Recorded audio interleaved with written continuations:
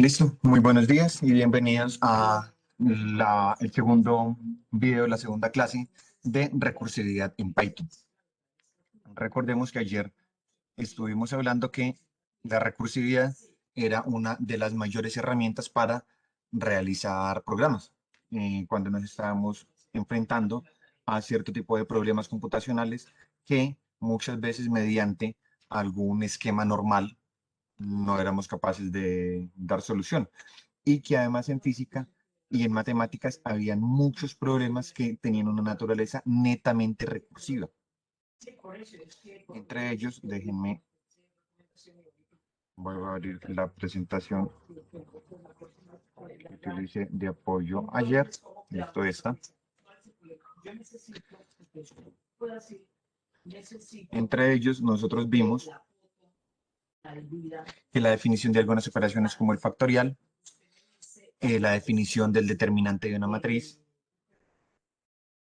la definición de las series en términos de las sucesiones, la sucesión de Fibonacci, son problemas recursivos, es decir, problemas que para resolverlos de una forma más eficiente se definen en términos de ellos mismos.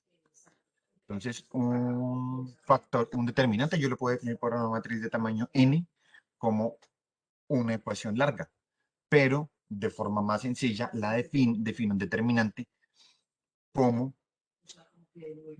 un el cofactor por el determinante de una matriz más pequeña más otro cofactor por el determinante de otra matriz más pequeña y así hasta que llegue al total de elementos de la fila. Es decir, como una suma de en donde está involucrada la misma definición del determinante. Entonces defino el determinante de una matriz n por n en términos del determinante de una matriz n-1 por n-1. Esto es una definición más simple y que nos exige tener una definición básica, que es el determinante de una matriz 2 por 2. O pues si queremos podemos llegar hasta el caso de una matriz 1 por 1, que es el mismo número, el caso más sencillo. El factorial lo podemos definir como el factorial de n como n por n-1 por n-2 por bla, bla, bla, hasta 1. O podemos hacer una definición más simple diciendo que el factorial de n es n por n-1 factorial con 1 factorial igual a 1. Ahí definimos el factorial en términos de él mismo. Y esto se ve mucho en la naturaleza y en la física y la matemática.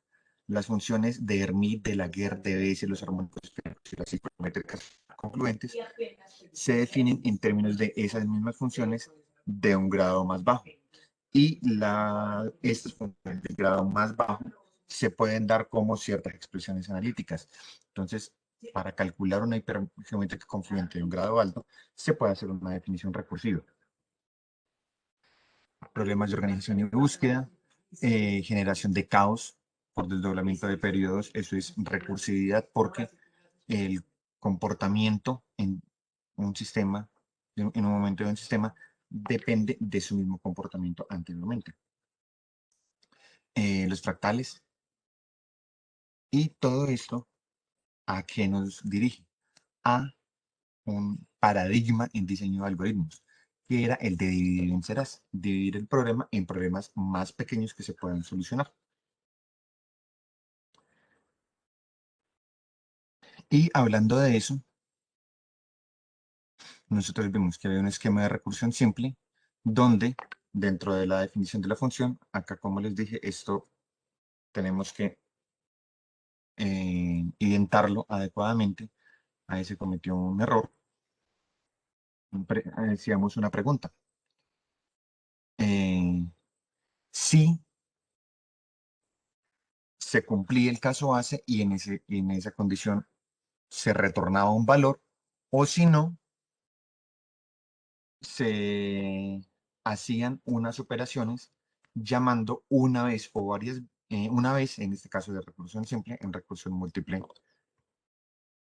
llamando varias veces a la misma función que se está ejecutando, pero en casos más sencillos. Entonces, esa función, dentro de esa función estamos llamando ella misma entonces se va a empezar a llamar iterativamente hasta que logre llegar al caso base.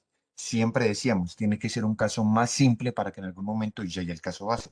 Si no es así, sería un programa infinito.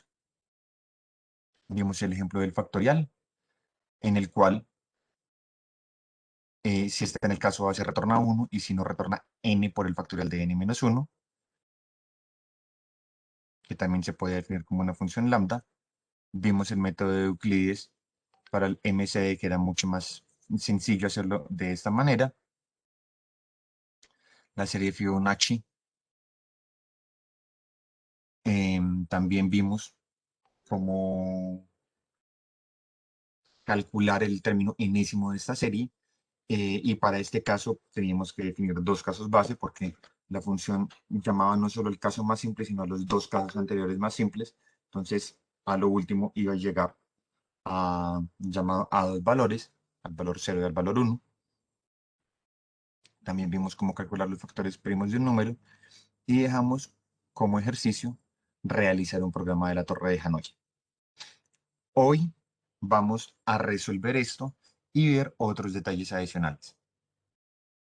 Esto lo vamos a dejar para más adelante, debido a que vamos a mirar cómo hacer este problema completo, diciendo cuánto tiempo se va a demorar y cuántos movimientos va a hacer. Cuando vaya a explicar esto, les voy a decir para que pausen el video si todavía no la han resuelto. El objetivo no es que se hagan spoiler ustedes mismos, sino que aprendan lo necesario, intenten resolverlo, lo hagan por ustedes y cuando logren ser capaces, ahí sí lo discutimos y lo analizamos.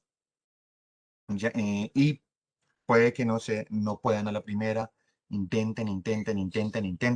De eso se trata la programación y al final ya pueden comparar. Entonces, primero vamos a hablar de tres funciones, se llaman map, filter y reduce. Estas tres funciones son funciones antiguas que era la forma vieja de hacer comprensión de listas. Map y filter. Reduce es otro cuento, pero map y filter es la forma vieja de hacer comprensión de listas. Nosotros ya vimos comprensión de listas, pero lo vamos a retomar aquí y vimos que era una forma muy eficiente de ahorrarnos ciclos y condicionales con append en una sola línea. Entonces, siempre que tengamos ciclos y condicionales para llenar una lista, esa lista puede ser generada mediante comprensión de listas. Actualmente, así es que se utiliza. En un pasado, si ustedes de pronto entran a foros, que en programación es muy común, de que muchas veces uno no sabe cómo hacer un ejercicio, entonces uno pregunta en foros, mira a ver quién ha tenido ciertos problemas, tiene un problema de compilación, y alguien llega a utilizar map y filter, ahí de pronto se quedarían varados. Entonces el objetivo es que aquí eh, aprendan efectivamente cómo funcionan estos y qué quiere decir, que realmente es la misma comprensión. Entonces, si nosotros tenemos esta primera línea, map, len, this is a letter, this is a test, ¿qué estamos haciendo? Es lo mismo que esta otra línea de abajo. Vamos a mirar.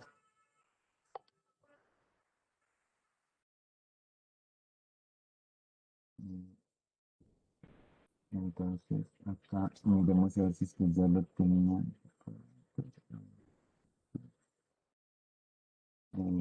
Entonces vamos a definir un...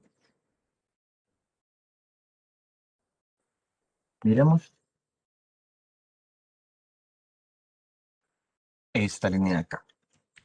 Esto por comprensión de listas que estamos haciendo. L va a ser una lista que vamos a decir que es la longitud, una palabra, a palabra en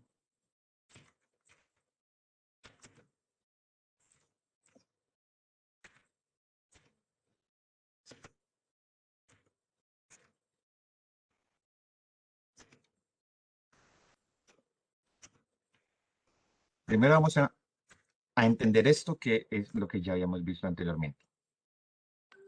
Eso es comprensión de listas. Entonces, en este caso, nosotros estamos haciendo una lista y el valor que va a tener cada elemento de la lista es esto que hay acá. Cada elemento de la lista va a ser la longitud de una variable que se llama word.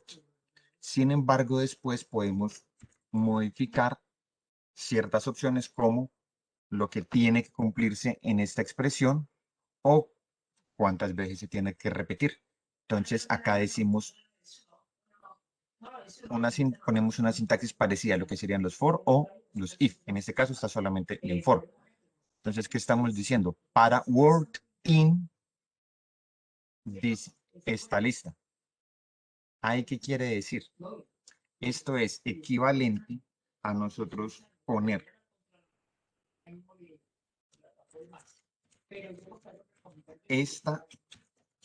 este mismo encabezado exactamente igual y aquí punto append length word.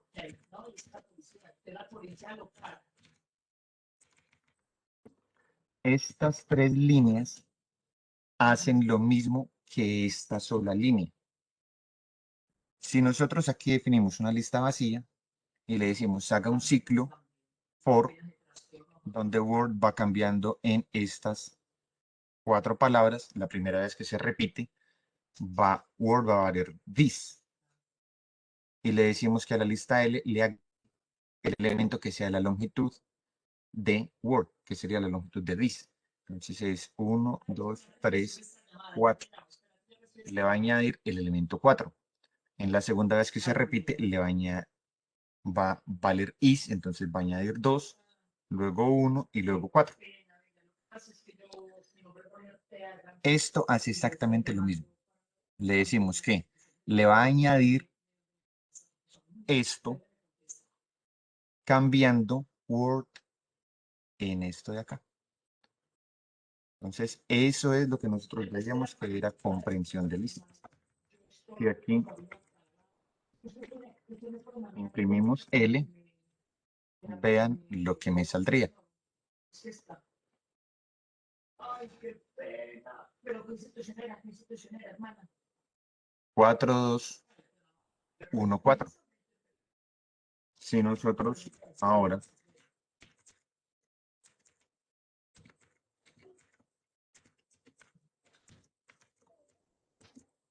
hacemos esto, imprime exactamente lo mismo. Son dos formas equivalentes de llenar la lista. Sin embargo, pues vemos que por comprensión es mucho más eficiente, mucho más rápido, pues más corto. La sintaxis es más bonita. Y ahorita intentamos entender qué hay.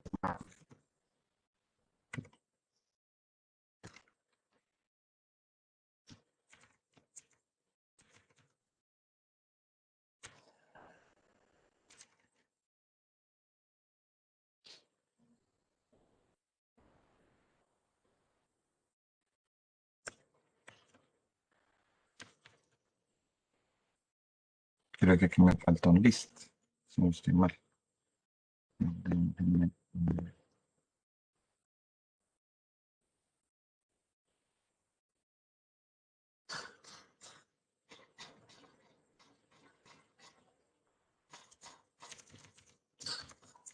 Sí.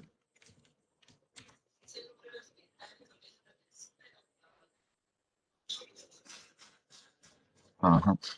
Aquí falta un list.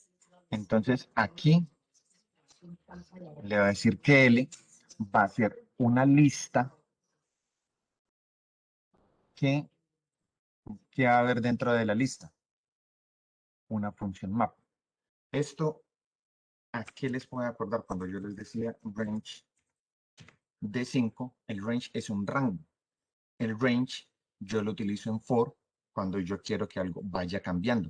En este caso entre 0 y 4. Y aquí al decirle list de range, me hacía la lista con esos valores.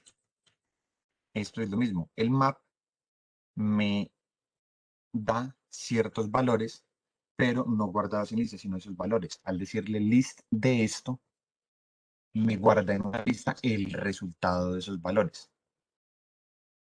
Y map toma dos argumentos, una función y una secuencia. Entonces, map le aplica esa función a cada uno de los elementos de la secuencia. Entonces, map le aplica len a this, luego len a is, luego len a y luego len a test.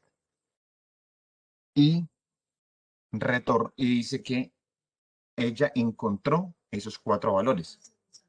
Se lo pasa a la lista y la lista dice, ah, bueno, yo los voy a poner en lista, en el orden que usted me dice que los encontró.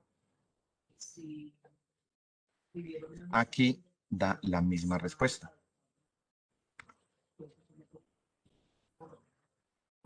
Entonces, son dos formas de escribir lo mismo. Aquí necesitamos utilizar dos funciones, que es list y que es map. Acá simplemente ponemos entre llaves lo que deseamos. No tenemos que utilizar funciones especiales, sino que eso ya está incluido en la definición de las listas, que es mejor. Acá pues tenemos que utilizar el for explícitamente, porque ya el map lo trae implícito. Entonces son dos formas de escribir exactamente lo mismo.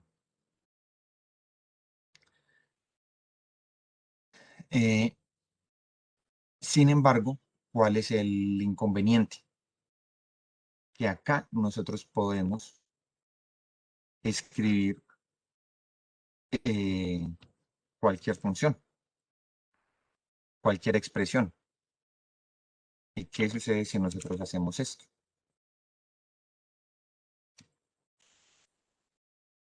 Si nosotros ahí calculo la longitud de la palabra y le aumento 1, sin ningún inconveniente. ¿Y qué sucede acá?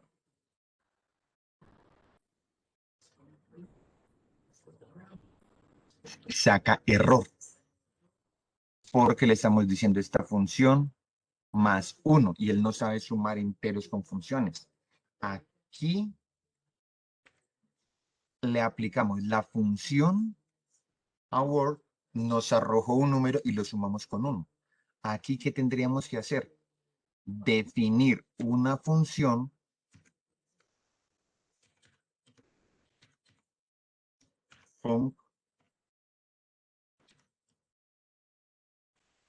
que nos pide, no sé, un any y retorne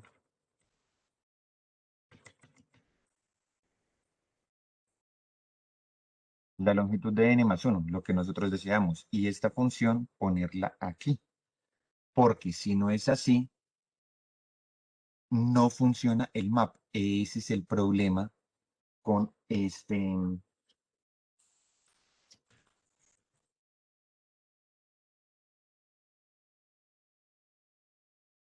es el problema con este map. Por eso fue que se terminó utilizando menos. Entonces, si yo cambio este len por un len, pues sí obtengo la misma respuesta. Pero vean ya lo que me tuve que complicar, tuve que definir una función adicional, que con comprensión de listas no era necesario. Esto es más flexible para lo que yo quiera darle de valor a cada objeto. Aquí tiene que ser lo que retorna una función puntualmente y que la función tome como argumento estos valores. Acá yo veré qué hago en comprensión de listas. Adicionalmente, miremos qué hace el filter. Para eso vamos a ver otra lista.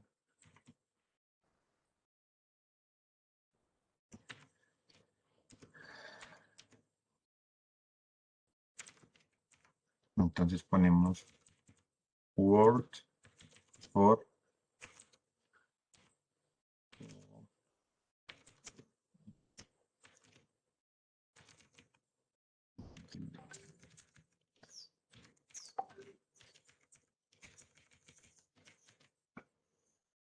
Entonces, aquí, ¿qué estamos haciendo? Estamos haciendo una comprensión de listas distinta. donde ya vean que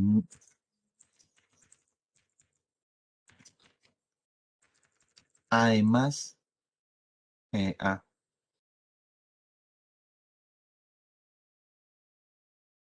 una cosa importante, y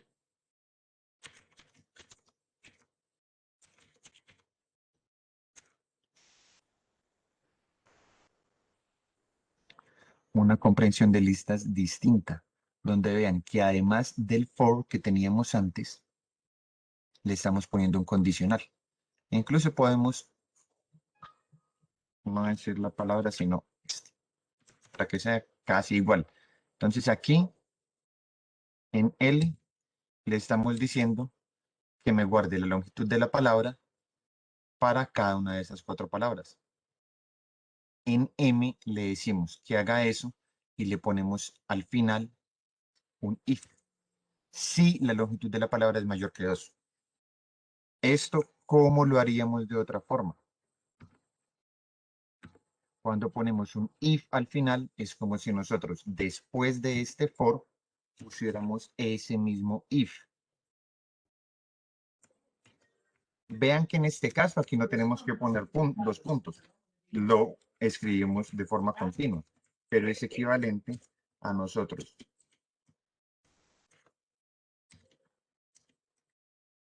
hacer esto.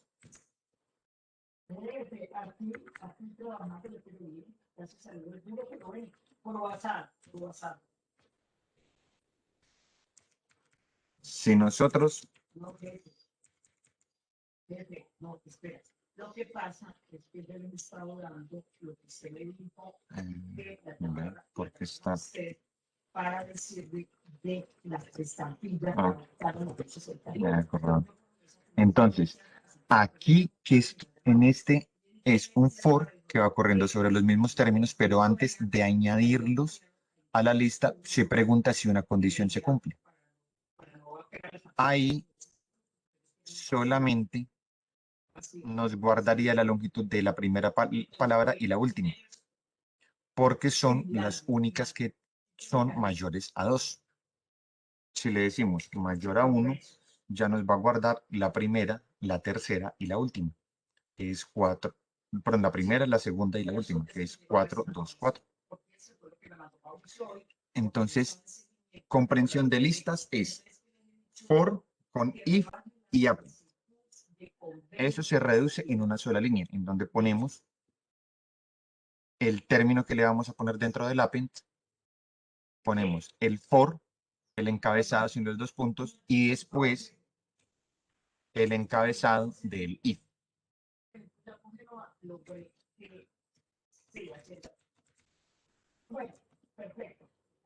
Entonces, si hacemos esto,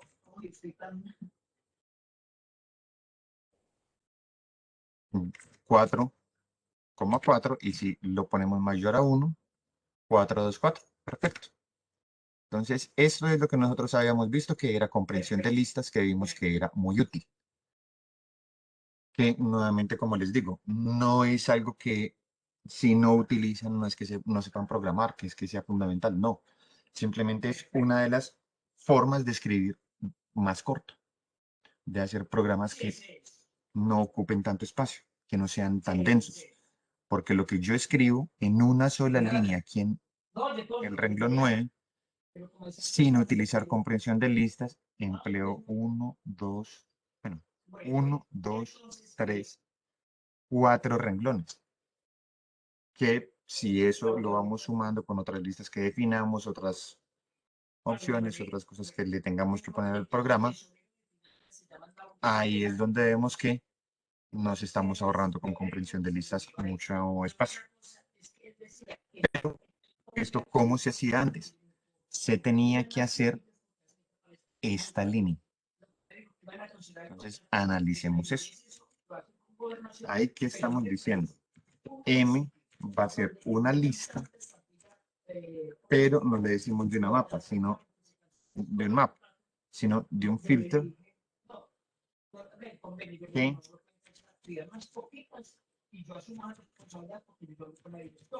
lambda x 2 puntos 2. Entonces, eso yo sé que es con tesorería, pero la idea es incentivar a que pidan todo el municipio para poder hacer, ¿no? Yo quiero que yo voy a levantarme para que estén en vivo a la música superiores que se dijeron cuando no me la contadora, dice que se va a quedar. Bueno, entonces hasta que nos veamos más, lo único que yo aquí estoy pegada. No toca, mi mamá que no, pues como ya tengo aquí toda la piscina, listo, jefe, es mi jornada. Entonces,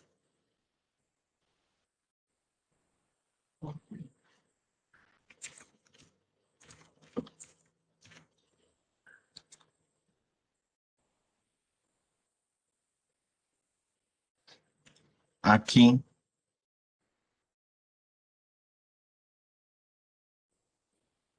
listo. Entonces, aquí vean que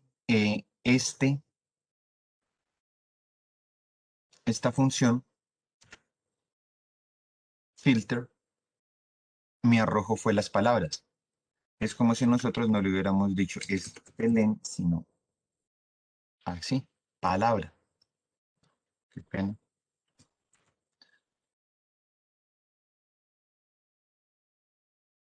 Como si hubiéramos hecho esto de acá. Entonces, ¿eso por qué es?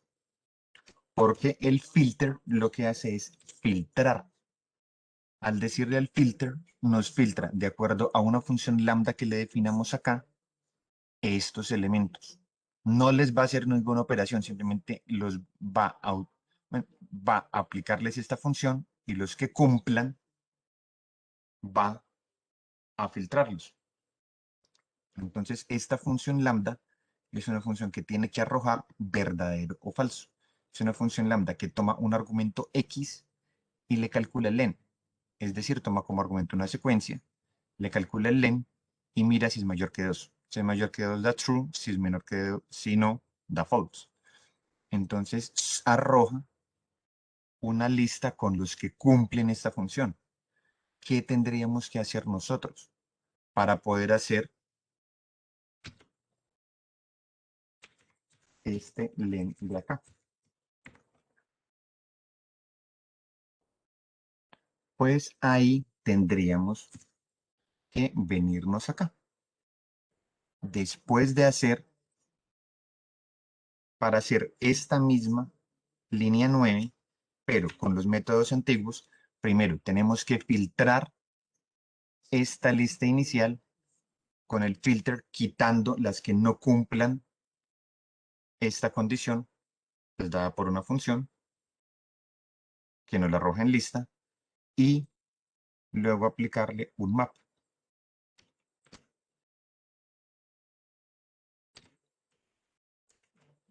Entonces,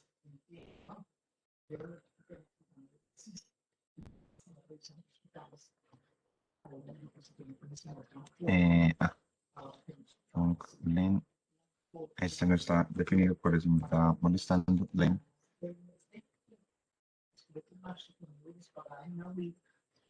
Entonces vean que tenemos que hacer algo más complejo.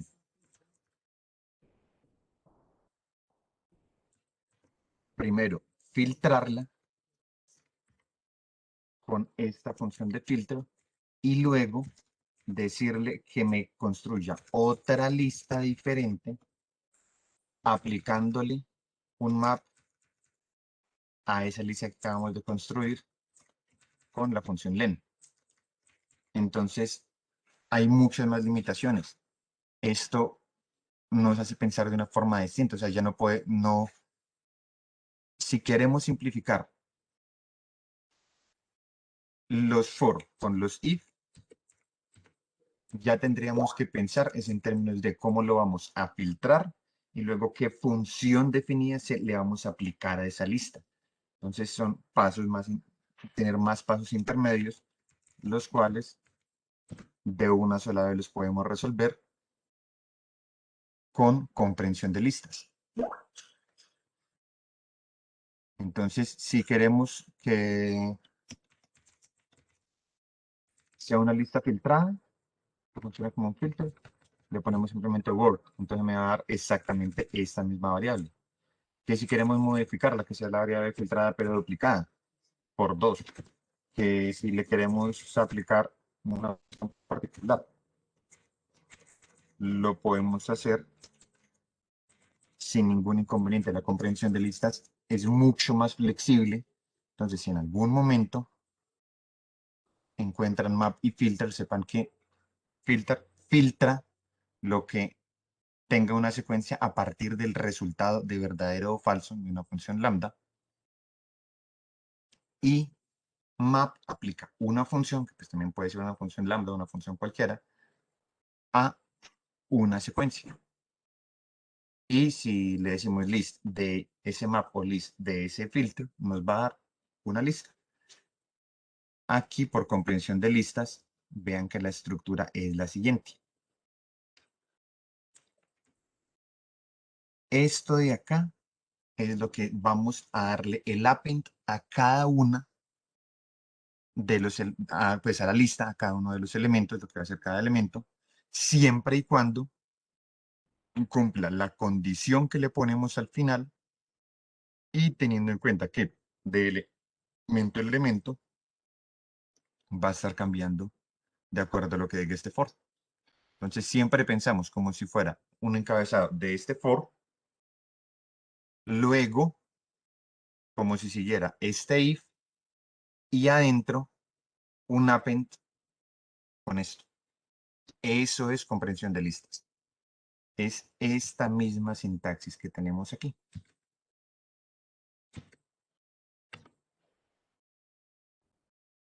Definiendo primero la lista vacía. La línea 9 y de la línea 12 a la 15 son exactamente lo mismo. Una con comprensión de listas y otra sin comprensión de listas. Voy a guardar este. Ejemplo 20.py. Y ahora, reduce. Reduce es una función que antes estaba en Python por defecto y ahora ha sido movida a la librería FuncTools. Entonces tenemos que importar FuncTools si queremos utilizar Reduce. Reduce, ¿qué hace? Toma una función y un iterable. Un iterable puede ser un map, algo que no da una lista, sino que se le tiene que pasar una lista para que lo genere. Puede ser un range, puede ser un filter, pero pues normalmente un iterable suele ser un range, lo que nomás se utiliza. Y aplica la función a los elementos de izquierda a derecha, acumulando el residuo. Entonces, ¿qué es eso? Pues, si nosotros queremos hacer una suma de los primeros 100 números naturales, pues, alguno me dice, profe, pues yo utilizo la fórmula de Gauss. Lo hace de forma inteligente. Pero si no conoce la fórmula de Gauss, pues, súmelos. 1 más 2 más 3. Y pues para el computador eso no es problema. Eso él lo hace mucho más rápido que nosotros, entonces no hay inconveniente. Y como hacemos nosotros al computador, simplemente denme un segundo aquí.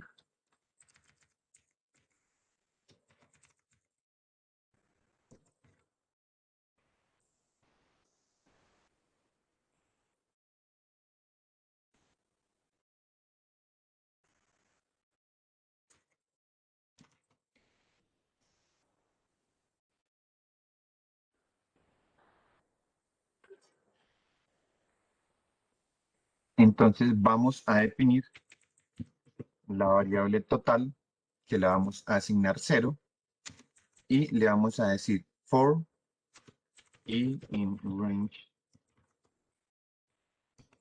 101, es decir, desde 0 hasta antes de 101, sería de 0 a 100, va a ser total más igual i. Entonces a total le va a aumentar, lo va a aumentar en i. Y al final, que me diga quién es total. Esto es un for sencillo, un for muy simple, pero que muchas veces nos vemos haciéndolo.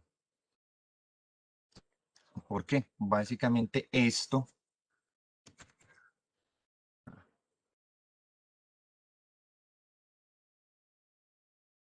de aquí, ¿qué es? Esto es una sumatoria. Nosotros, ¿cómo dijimos que esta sumatoria la podíamos hacer? Pues una forma es por comprensión de listas.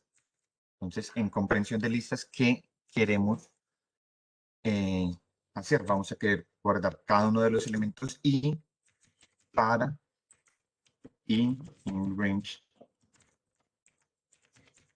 101. No ponemos dos puntos y si nosotros le ponemos imprimir a esto,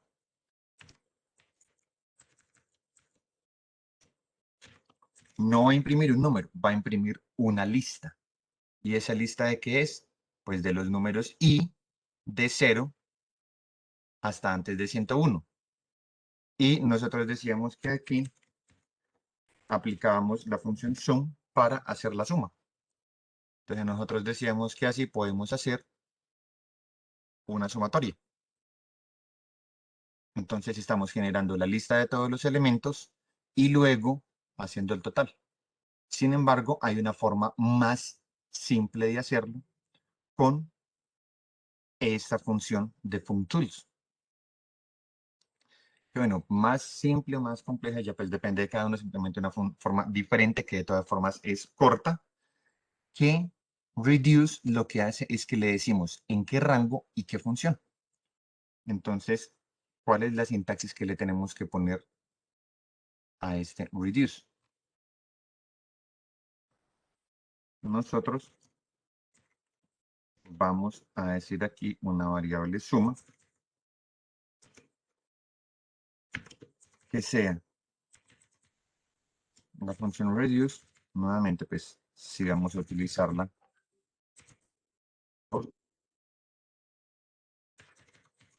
con tools.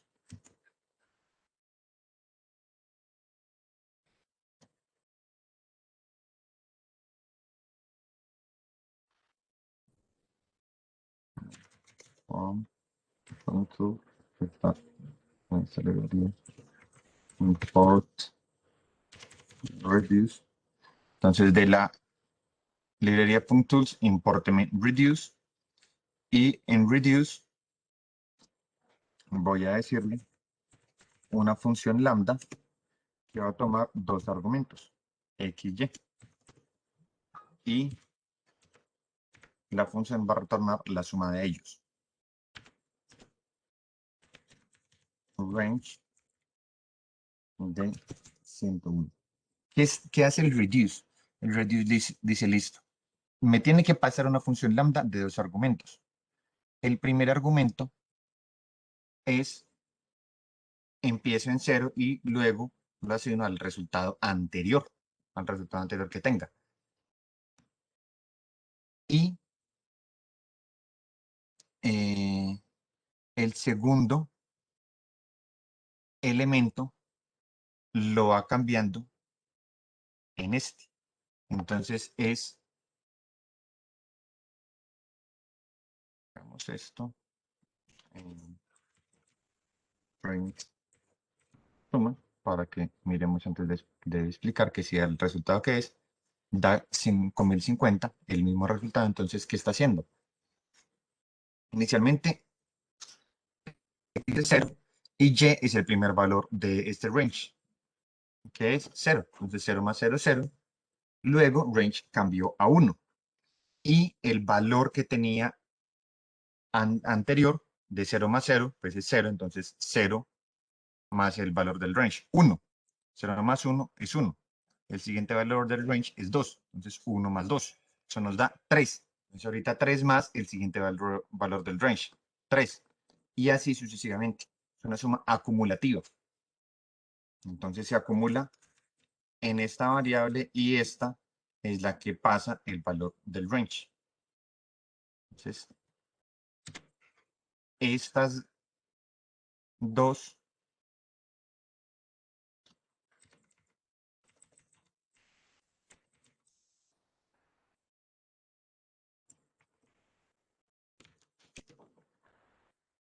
La línea 23 y la línea 24 son dos formas análogas de hacerlo.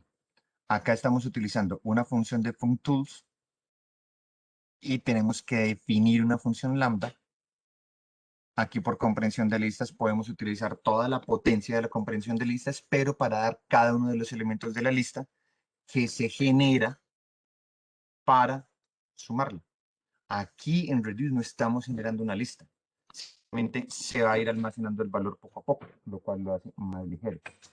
Pero, digamos, en la escritura sí vamos a tener que definir la función lambda y no tenemos la potencia de la comprensión de listas. Hay como unas cosas por otras. Pero este reduce no es simplemente si nosotros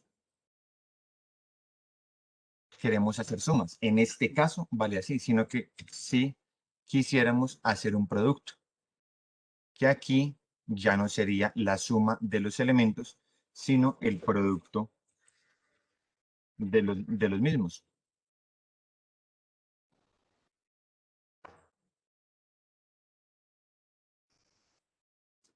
Entonces, eso ya a mí me da una mayor potencia para el, el reduce. Entonces, si estamos pensando en una serie, es esta misma función donde simplemente la serie, aquí estamos el rango hasta n, incluso podemos modificar el range para que salte, para que sea desde empezando en 3 hasta 100, de 2 en 2, sin inconvenientes, o modificarlo como queramos que venga. Y aquí es lo que queremos que se acumule. Esta es la expresión. Aquí podemos modificar esta expresión con más filtros.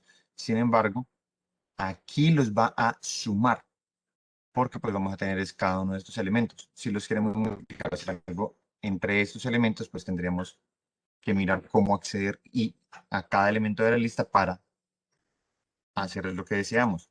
Acá simplemente es algo acumulativo. Entonces ya no es suma, sino que va a ser este producto, es el producto de los.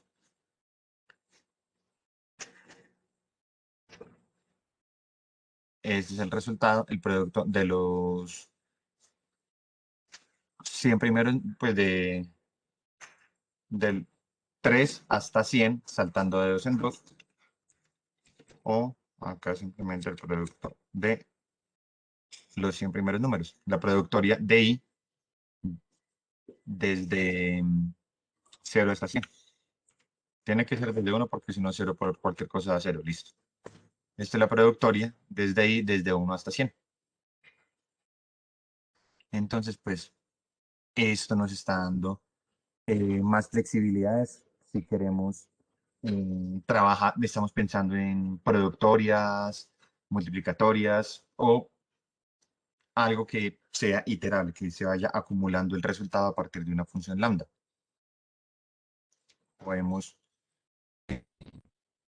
decir a lo que esté aquí le sume 2 y le reste el valor de 3 veces lo que tenía acumulado. O podemos hacer el cambio que nosotros deseemos. Siempre tener en cuenta, uno es el que está acumulado, otro es el nuevo valor y esta es la expresión en términos de eso. Es como si X fuera el Sn cuando estábamos hablando de sucesiones, Y el Sn-1 y las funciones que se suelen poner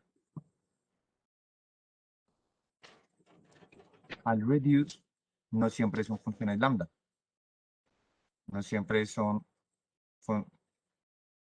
cosas de este tipo o así, sino que a veces se suelen definir algunas funciones predefinidas, como lo que es add,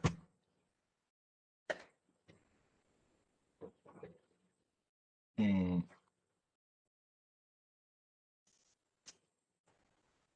que nuevamente se tiene que importar.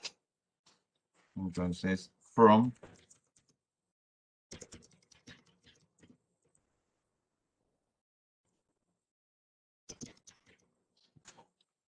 entonces from operator import add y aquí abajo reduce add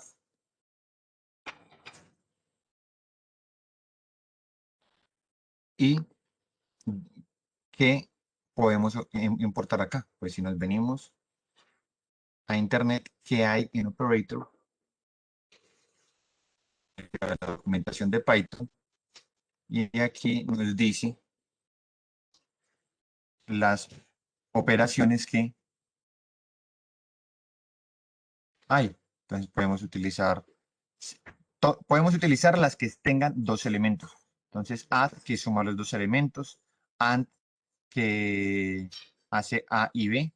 Entonces en este caso haríamos A y B y C y D y F, donde A, B, C, D, F van corriendo según el range que hayamos puesto. División entero de uno, de otro, de otro. Mul para el producto, mat mul, a módulo B, perdón, a arroba B, lo cual si A y B son a raíz de NumPy y lo combinamos con esto, pues sería un producto de matrices. Y pues aquí pueden ver diferentes opciones que pueden añadir. Entonces, este reduce es simplemente hacer una operación acumulativa en un rango.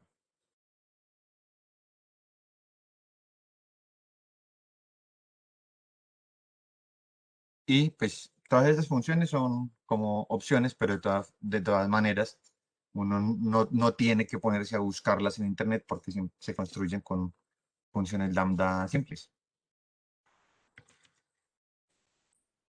Recuerden que x, y, dos puntos, y qué es lo que deseamos. X dividido y, por ejemplo. Entonces, que me vaya haciendo 1 dividido 2, dividido 3, dividido 4, dividido 5, dividido 6, dividido 7, hasta 100. Ese es el resultado. Normalmente nosotros como físicos lo solemos hacer así con más o con por, que es lo que sería productorio o multiplicatorio. Nos da el resultado. O hacerlo mediante comprensión de listas para tener la posibilidad de acceder no solamente al resultado, sino a cada uno de los elementos.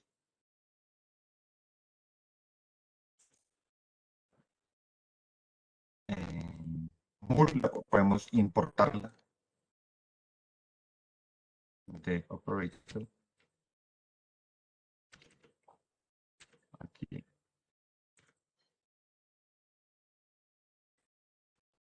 Entonces, para productorias o multiplicatorias de los elementos, aunque creo que mul funciona para los elementos nada más. Sí, no funciona para listas. Entonces, para sumatorias o para multiplicatorias, sí, aquí con el reduce.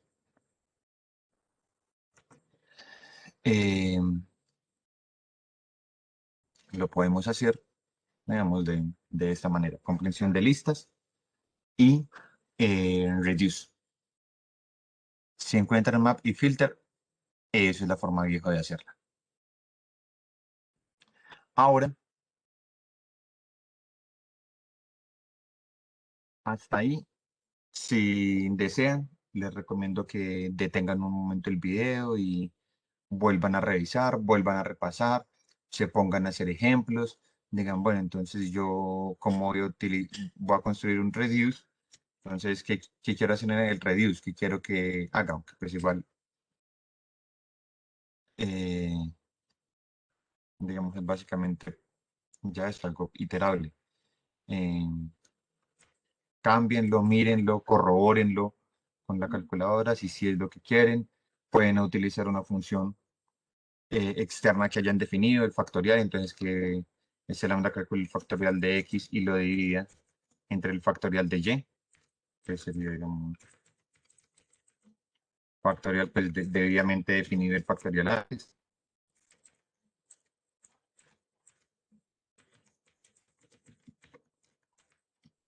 Que en este caso sería factorial de 1 sobre factorial de 2 dividido factorial de 3 dividido factorial de 4 dividido factorial de 5 hasta el número que tengan hasta 100.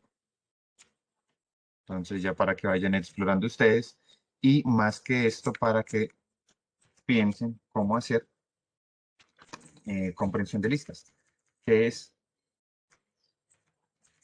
esta sintaxis que está aquí.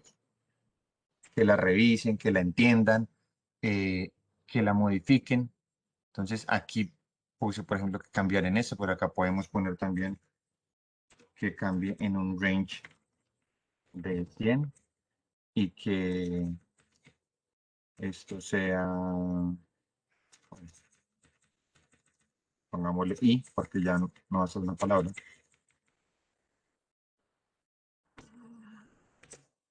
5 por i menos 4. Entonces va, si i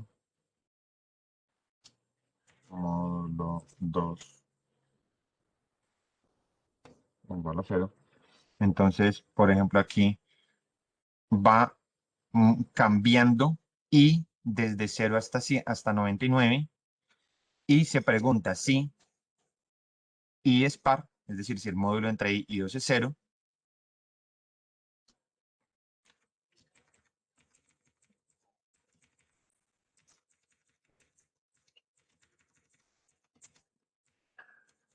si i es par, y en ese caso añade a m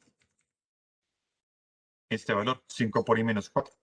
Entonces vayan practicando para interiorizar eso, vean la lista, pues no empiecen con listas tan grandes, empiecen con listas más pequeñas, listas de 10 elementos, de 9 elementos. Y ya cuando tengan esto bien controlado, pasen a lo que vamos a ver ahora. Y continuamos con lo que son los args y los KW-args. Nosotros teníamos que cuando usábamos las funciones, podíamos tener ciertos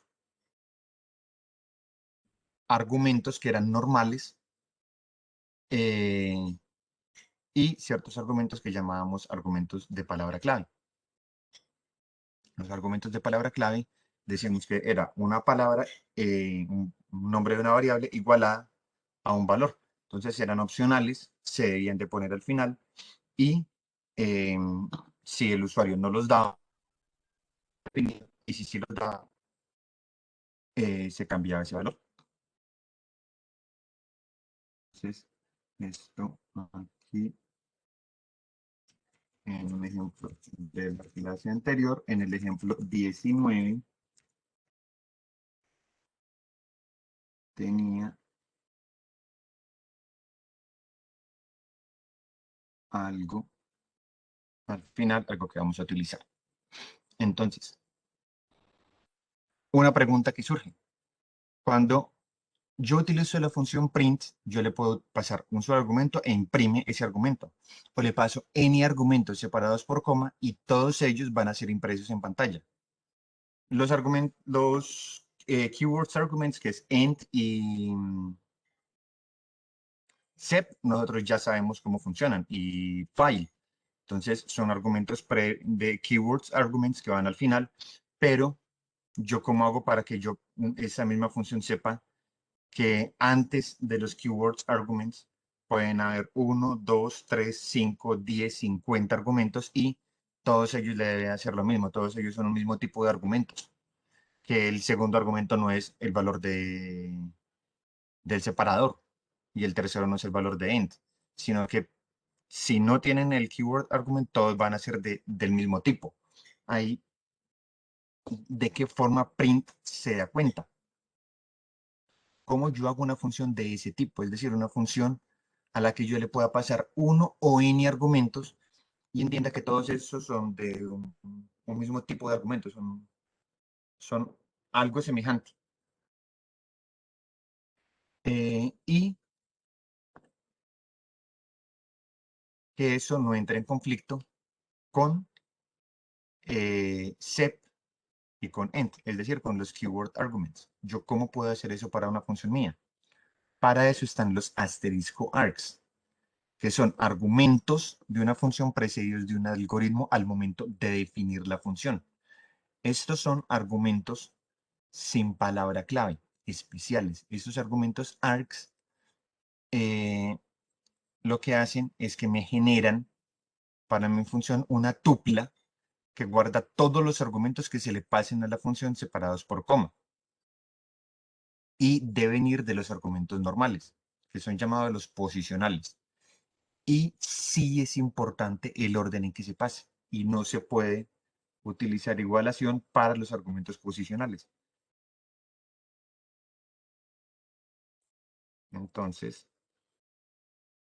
en el ejemplo 19, aquí la línea 32 a 36, ahorita los vamos a utilizar y aquí vamos a hacer algo nuevo. Vamos a definir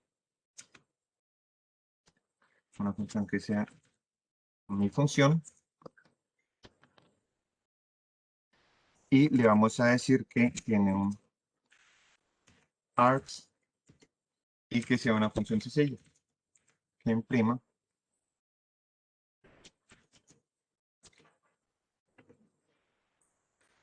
args, dos puntos, coma, args. Entonces, aquí definimos esta función y acá en nuestro programa principal la vamos a utilizar. Entonces, myFun, voy a ponerle un solo argumento por ahora, para empezar.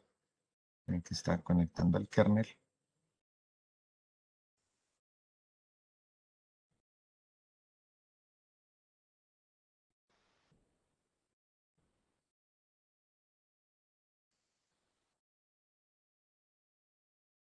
Entonces, args imprimió una tupla que es hola, solamente es este argumento.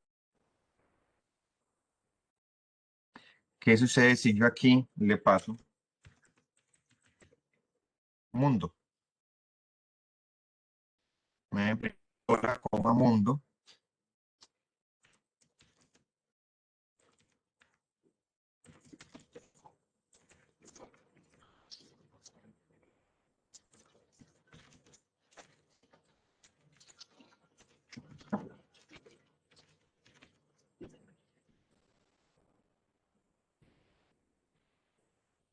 Entonces, aquí me imprime una sola tupla. La tupla tiene todos los elementos que yo aquí le puse. Entonces, yo llamo a la función con varios argumentos. Esos argumentos, cuando yo voy al explorador de variables, localmente myFun, no, acá están solo las globales, no las mira. Entonces, myFun internamente la toma como una sola variable local, que se llama args, que son esos valores que yo importé. Entonces, yo aquí le puedo cambiar el nombre. Yo puedo decir que en vez de args se va a llamar palabras. Entonces,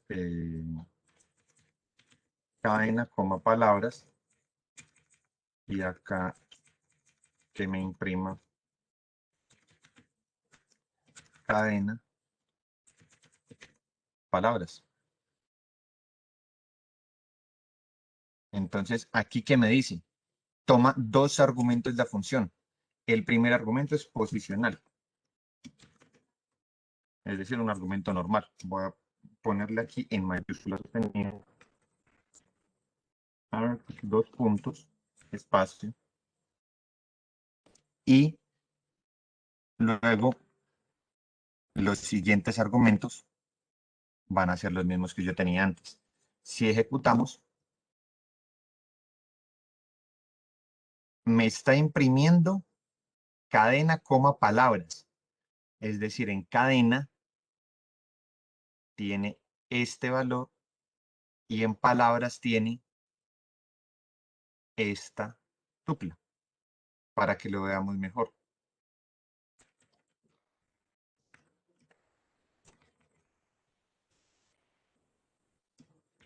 Si imprima solamente el argumento de palabras, imprimió esta tupla. Imprima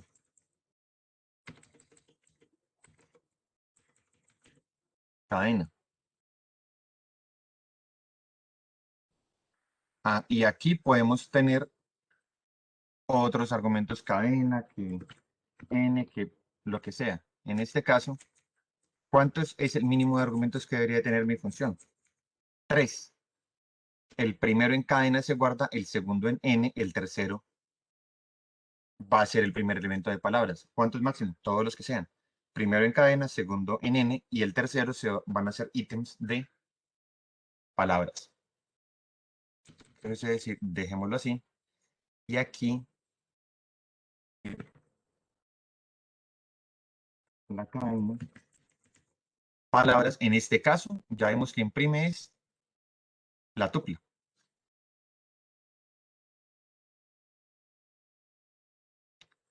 ¿Qué sucede si le digo esto? Asterisco palabras.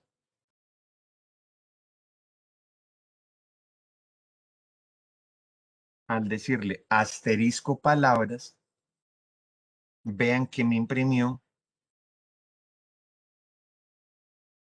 un texto con cada uno de ellos. Es decir, hizo como si yo le hubiera dado print de todos los elementos al interior.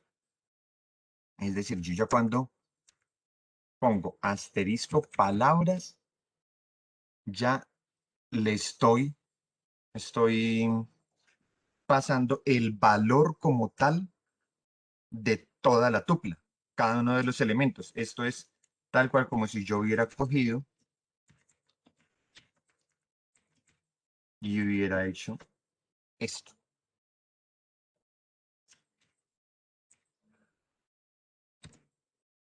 Entonces, esa es la flexibilidad que otorgan estos argumentos args. Miremos otro ejemplo. Vamos a definir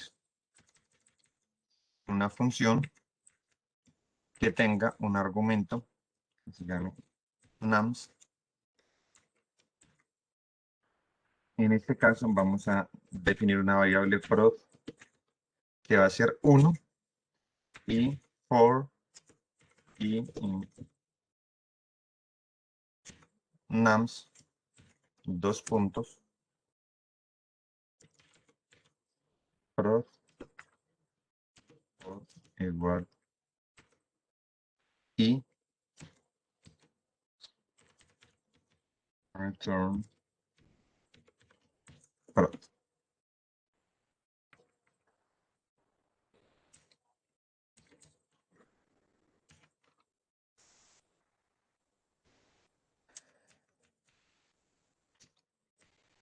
Entonces, ¿qué hace?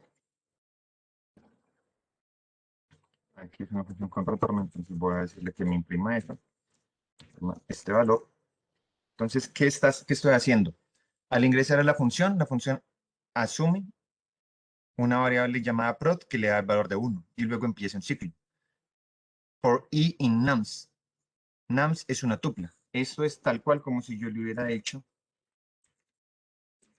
i en el valor 1, el valor 2, el valor 5, el valor bla, bla, bla. Todos los valores, pero estos valores son los que el usuario va a ingresar a la función.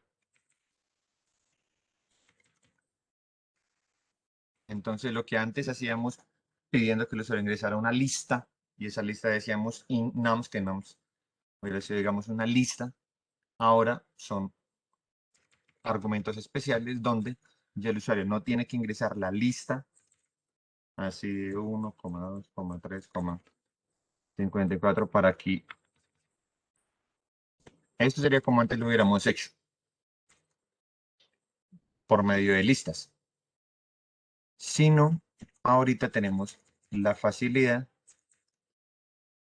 de que el usuario no tenga que meter esto en llaves y vaya dando todos los valores que él quiere. Y en este caso el ciclo primero toma el valor de 1, luego de 3 y luego de 54. Y aquí nos da el resultado.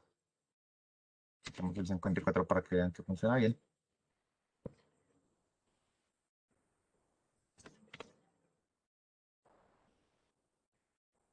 Bien. Entonces,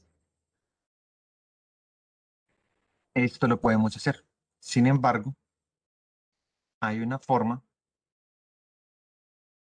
de pasarle todo el argumento args de una sola vez a la función. ¿Cómo lo hacemos? Entonces nosotros definimos una tupla, una variable. Si le pasamos tupla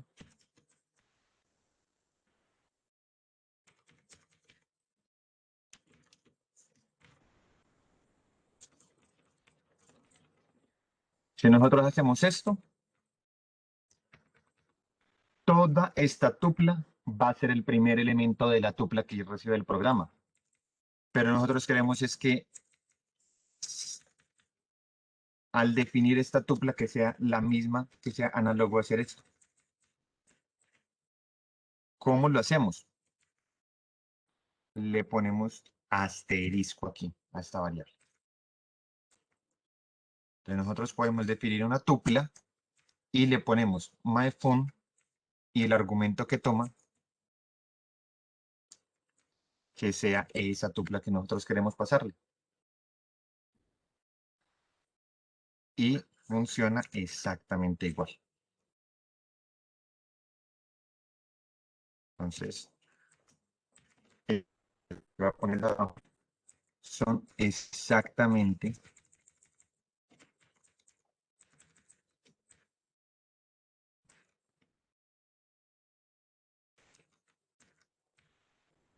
estos dos prints hacen exactamente lo mismo. Llaman a la función dándole los mismos valores y la función va a retornar lo mismo. Entonces, estos son los args. Acá, digamos, viéndolos en ejemplos sencillos, pero más adelante, cuando empecemos a utilizar, por ejemplo, Matplotlib, vamos a empezar a ver la gran importancia de los args. O sea, nada más, así es como plot funciona. Plot funciona con un arg, que es lo que tenemos que imprimir, y con argumentos de palabra clave, que es ent, sep y f, que si es un archivo donde se imprime. Entonces, internamente print tendría una condición si sea el keyword argument del file. En ese caso, no imprimiría en pantalla, sino a la CPU. Y utiliza el sep y el ent para imprimir lo que hay entre cada uno de los elementos de esa tupla que se le pasó y al final cuando termine la tupla. Entonces ya sabemos que hay detrás más o menos de el print y podemos hacer un programa por el estilo.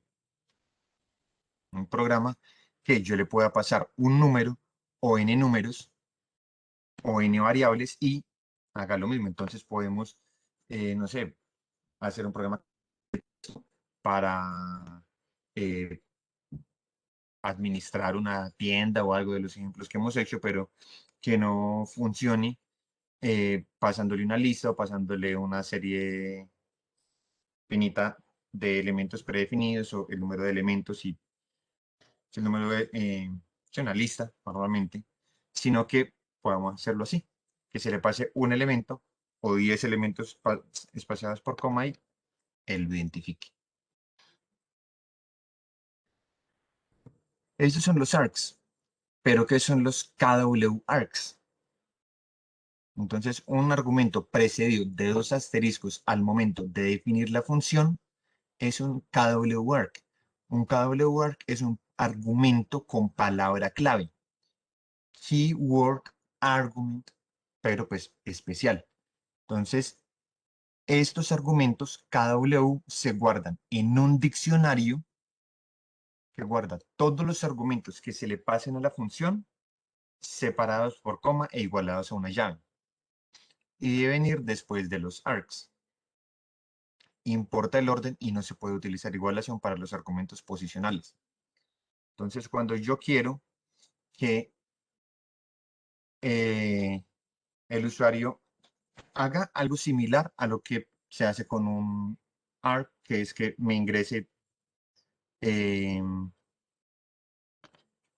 uno o varios valores, pero que no sean valores del mismo tipo, sino que él me diga exactamente qué tipo de datos son.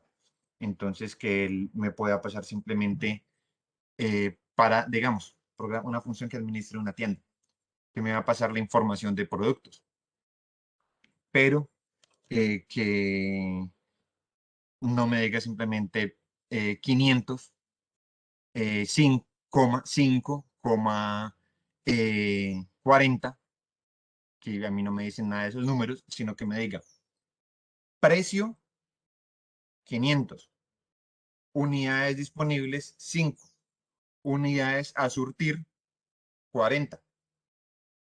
Ahí dice, ah, listo, me está pasando diferente información, que el día de mañana me quiso pasar de otro producto información distinta, o esa misma, o esa y otra adicional, que yo pueda guardar en un diccionario,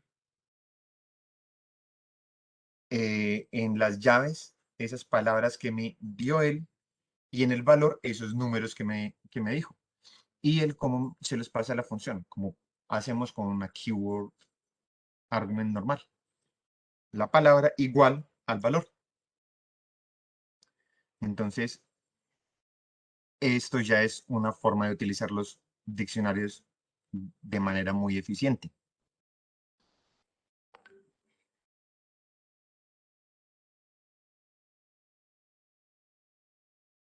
Entonces, aquí vamos a ver un par de ejemplos.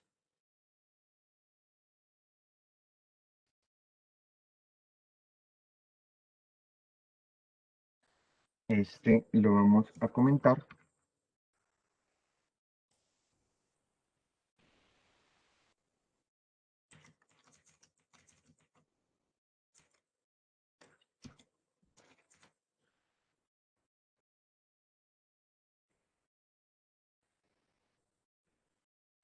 Y voy a decir que define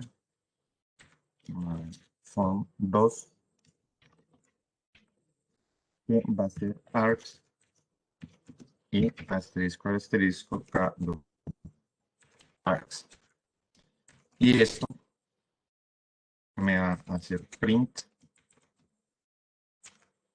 de args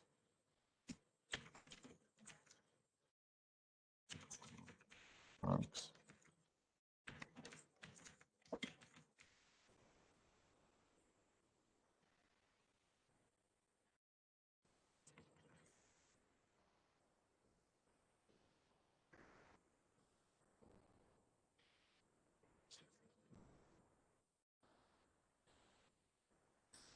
Y aquí en el programa principal vamos a decirle que my fan 2 va a ser Santiago, 2, 140, vean que ahí sigue alumbrando el args. Estoy poniendo por ahora argumentos args.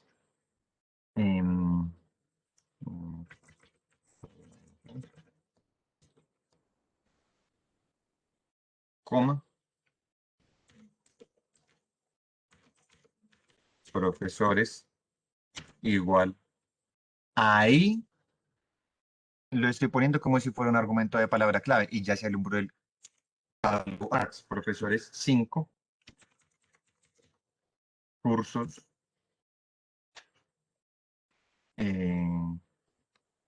10, director Paula. Y voy a ejecutar esto.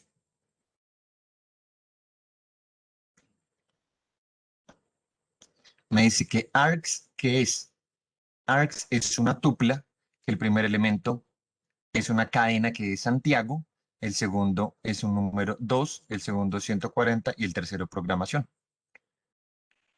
Y KWARCS es un diccionario, donde la llave profesores tiene asignado el valor de 5, la llave cursos tiene asignado el valor de 10, la llave director tiene asignado el valor de Paulo.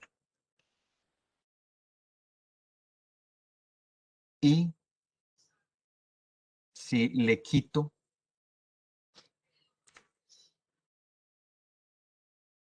valores, no importa, va a ser lo mismo, simplemente que la tupla o el KWARCS o el diccionario va a ser más pequeño. Y como la variable KWARCS es un diccionario, podemos trabajar con él como queramos. O sea, esta variable KWARCS es un diccionario y ARCS es una tupla. Podemos decirle que nos dé cuál es el elemento 2 y cuánto vale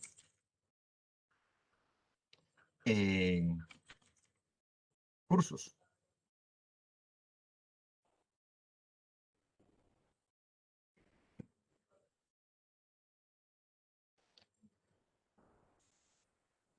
Creo que acá le puse, se me olvidó ponerle las comillas, que es una cadena, el key no es una variable.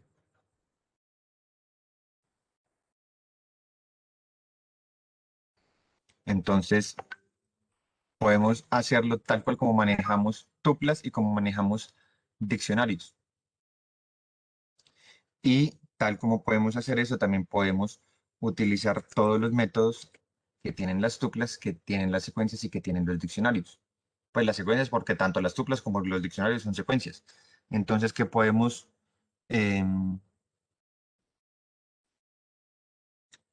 hacer aquí? Bueno, aquí en esta otra función que tenemos acá, es un ciclo for que va accediendo a cada uno de los elementos de, del diccionario y los eleva al cuadrado. Entonces, pues acá se está asumiendo que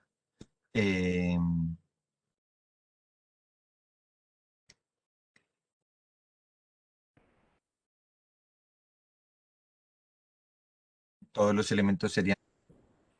Pero para mirar este, podemos hacer lo siguiente. Vamos a definir y a construir poco a poco esa función. ¿Qué está haciendo ahí? ¿Qué estamos teniendo realmente?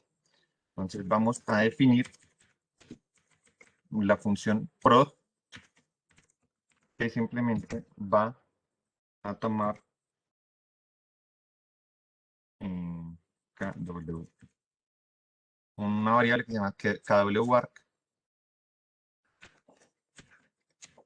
no toma más, y vamos a decir for y in KWARC, es decir, que vaya corriendo sobre el diccionario en el ciclo for, print vamos, antes de poner ese print, vamos a mirar qué valor me da el i y qué valor me daría el kwart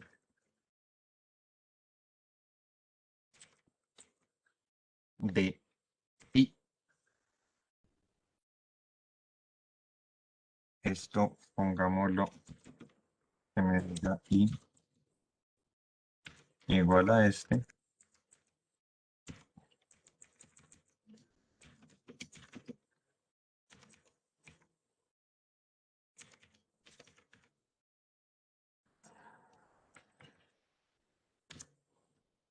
Listo.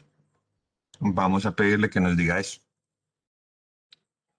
Y para esto vamos a prod de i igual a 1, j igual a 2, k igual a 3.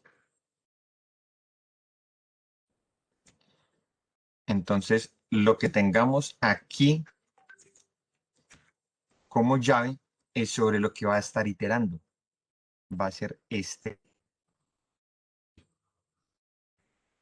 Y cuando le ponemos kwart de i, nos va a dar el valor de cada uno. Esto es tal cual como antes teníamos en manejo de diccionarios. ¿Qué sucede si yo le doy esto así, por ejemplo?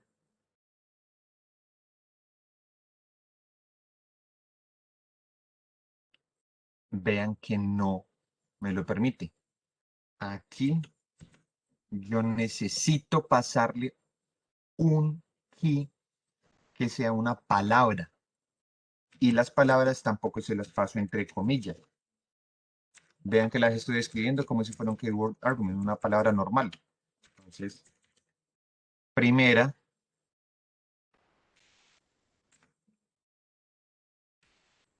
diez, segunda, 15, tercera, 30. Entonces,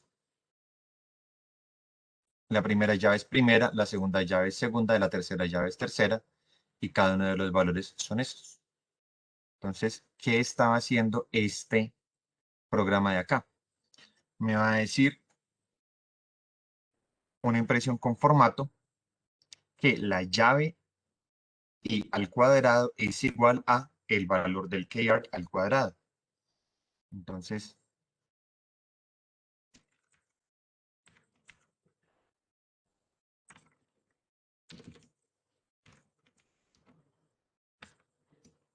el primer elemento que pongamos en el format, acá es texto, entonces esto sí lo va a tomar como texto. Eh, igual a 1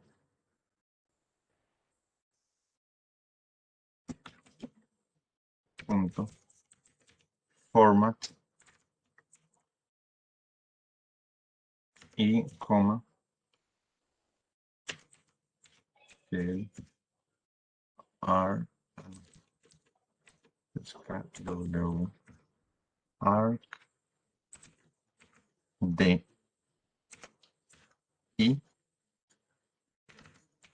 al cuadrado.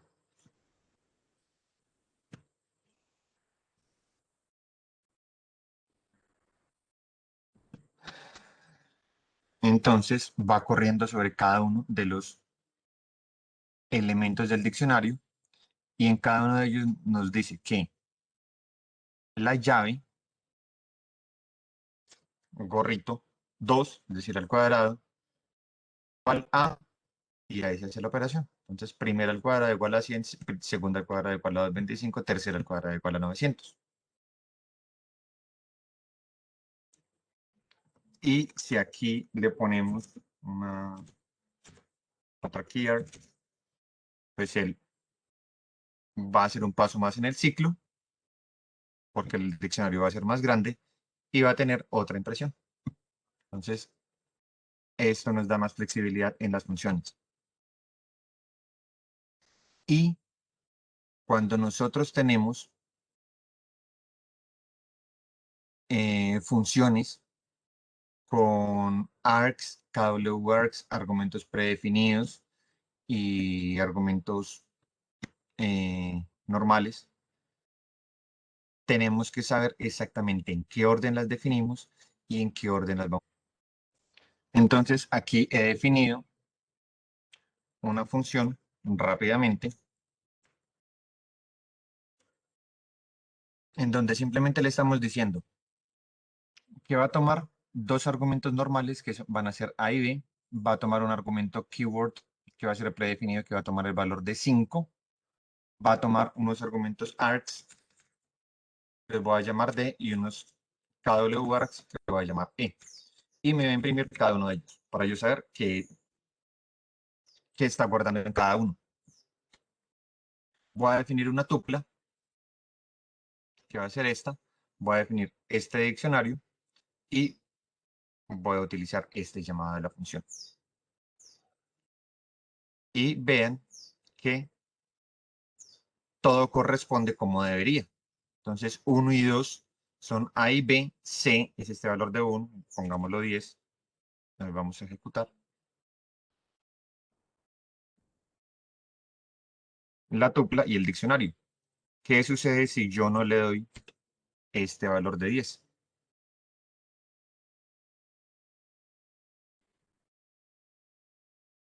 C toma el valor de 56. ¿Por qué? Porque yo lo definí aquí como C igual a 5 y le pasé una tupla de varios valores. El primero de ellos, 56. ¿Qué sucede si yo le digo aquí C igual 56? Vean que se está señalando es el E. No me va a permitir por el orden como lo estoy definiendo, lo confunde con los valores del diccionario. ¿Qué sucede si yo aquí, por ejemplo, le pongo 10 y le dejo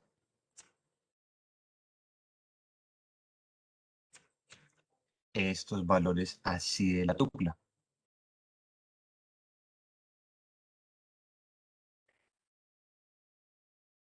Vean que nuevamente funciona sin ningún problema.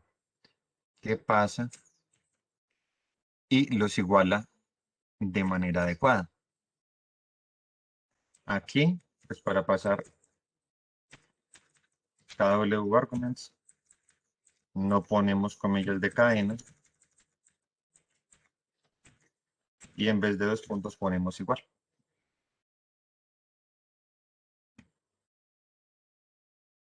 En este caso, sigue funcionando muy bien. Entonces, aquí estamos definiendo el argumento C de esta forma. Después de los argumentos posicionales, que son los argumentos normales. Después de los argumentos posicionales, definimos este argumento predefinido. ¿Qué sucede si nosotros no lo hubiéramos definido ahí, sino acá? Y hacemos este mismo llamado. C va a tomar el valor predefinido de 5, porque él no ve que se esté cambiando. Si aquí yo le digo C igual a 5,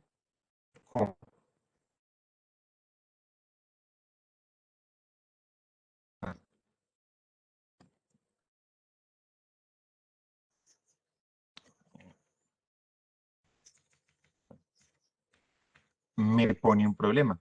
Me dice que los argumentos con palabra clave tienen que seguir a los posicionales. Si lo hubiera puesto aquí, también me hubiera hecho exactamente lo mismo como ahora. Entonces tengo que esperar que pase todos los argumentos que va a tomar el arc. Ahí sí. Miremos a ver qué sucede ahí.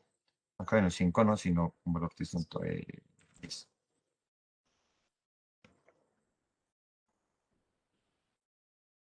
Ahí ya identifica que C no es un valor que le estemos pasando al diccionario, sino que es un valor de un argumento de palabra clave. Si no lo ponemos, pues él va a decir, no me está dando ninguna C, yo lo tomo el valor predefinido. ¿Y qué pasa si lo ponemos aquí? No hay inconveniente. Entonces, siempre va a importar el orden. Es muy importante cuando vamos a utilizar funciones con argumentos posicionales, argumentos args, argumentos de palabra clave y KW-args, siempre es importante que los definamos en este orden. Posicionales primero, luego los args, luego los de palabra clave y luego los KW-args. Normalmente pues uno se pone KW-args uno solo, pues es muy raro. Esto pues, o sea, ya guardarlo en dos diccionarios, no. O sea, la idea es que yo las palabras clave que le pongan con los valores se guarden en un solo diccionario. Incluso aquí me dice que es una sintaxis no válida. Algo que sí yo puedo hacer es poner más argumentos de palabra clave. Puedo poner set, por ejemplo, y son dos argumentos predefinidos que pues vienen a acompañar a todos los que el usuario quiera poner después de A y B, que se van a guardar en una tupla, y después de estas dos opciones predefinidas, el usuario puede poner cualquier otra opción predefinida que él desee y se va a guardar como un diccionario. Entonces, vean la gran potencialidad que tiene esto. El usuario puede poner palabras clave que se van a ir almacenando con ciertos valores en un diccionario y dentro de la función nosotros podemos preguntarnos cuáles son las llaves y analizarlas y darle ciertos rumbos distintos a la función que nosotros tengamos.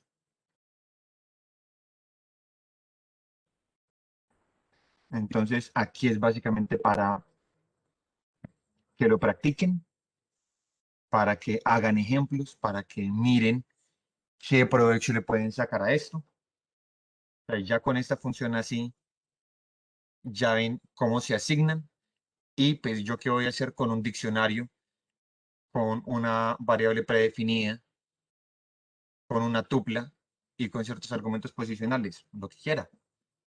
Una función que esté dentro de un programa de administración financiera, una tienda, no sé. Ya ustedes siéntanse en libertad de tener en cuenta los ejercicios que se han sugerido y mirar cómo se pueden unir, mejorar con esa funcionalidad de los ARCs y los KW-works. Esto va a ser tomado nuevamente cuando nosotros hablemos de Matplotlib. En Matplotlib hay ciertos KW-works que están predefinidos. Entonces el computador sabe que uno puede llegar a personalizar una gráfica con ciertos argumentos puntuales, pero él no sabe uno cuál le va a poner. Entonces, en vez de ponerlo como argumento de palabra clave, lo pone como KW-works y así no se sobrecarga el programa con variables innecesarias, que pueden ser estas de palabra clave que puede que realmente no se necesiten siempre, pero sí se almacenen cuando el usuario quiera. Entonces, un programa que estén haciendo, por ejemplo, con palabras clave o que pensarían hacer pero con argumentos de palabra clave, donde el argumento de palabra clave es una lista vacía o es un valor cero, un valor nulo, y solamente importa cuando el usuario lo cambia, pues para eso es el KW-work. Para todos esos argumentos que no importan si tienen el valor predefinido, pero si se cambia, ahí sí toma importancia. En ese caso, es que estos KW-works normalmente pues no va a ser llaves a la loca. Bueno, en ciertos ejemplos, como les decía, de una tienda así, pero muchas veces son ya ciertas palabras definidas que en la documentación se le dice al usuario y el usuario va poniéndole los valores que él desee para personalizar un método numérico que se implemente, en donde se modifique en el ANSAT inicial, donde se modifique la tolerancia, en fin. Y finalmente, ¿Cómo puedo yo contar cuántas veces se ha llamado a una función cuando la estoy haciendo recursiva? Tengan en cuenta que puedo combinar eso con la recursividad. Una función que tome estos diccionarios, que son KW-args y que tome args, puede ser recursiva, puede llamarse a sí misma en casos más simples. Usualmente las funciones recursivas no suelen utilizar args y KW-args, pero ahí está la herramienta. Ustedes ya verán hasta qué punto le sacan el provecho. Pero si estamos pensando, por ejemplo, en un programa de factores primos, de Fibonacci, de MCD, del método, por el método de Euclides o del factorial, ¿cómo sé cuántas veces ha llamado a la función? Para esto, vamos a hacer lo siguiente.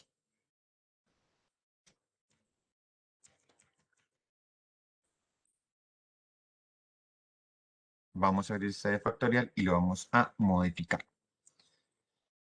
Entonces, definimos la función y dentro de la función le ponemos el mismo nombre de la función, punto, una variable, que le podemos llamar count, por ejemplo. Esto es, digamos, es un primer uso de algo que vamos a ver, que son los objetos, a partir de la próxima clase. Pero por ahora, simplemente vean que es como si estuviéramos accediendo a un método de esta función, como cuando nosotros decíamos en una cadena punto lower, una función especial de las funciones, por decirlo así. Entonces, count y esto va a ser una variable. En este caso no es una función, es una variable especial que tienen todas las funciones y la aumentamos en 1 dentro de la ejecución. Y podemos imprimir acá o simplemente dejarlo así. Y afuera, cuando le estemos llamando,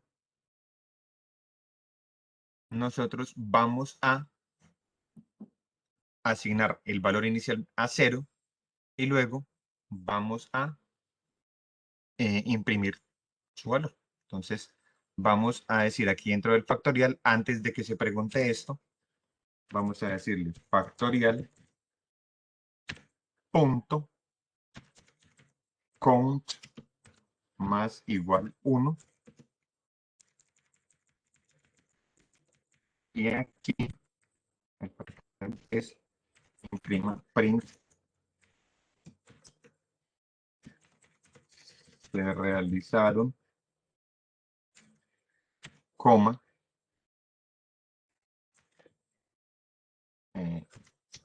acá tenemos que inicializar factorial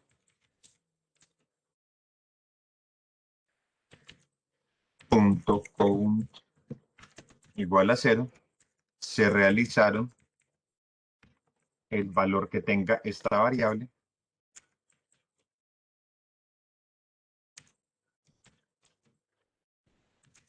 llamados.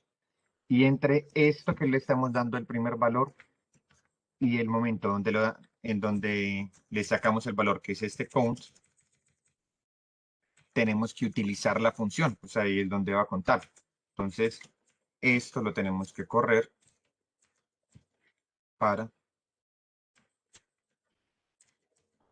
acá. Entonces, solicita que se ingrese un número entero. Luego, la variable count, que va a ser propia de la función factorial, va a tener el valor de 0. Luego llama a la función factorial de A. Y luego imprime, se realizaron y llama a esta variable. Y esta variable fue modificada adentro de esta función. Normalmente, si nosotros dijéramos count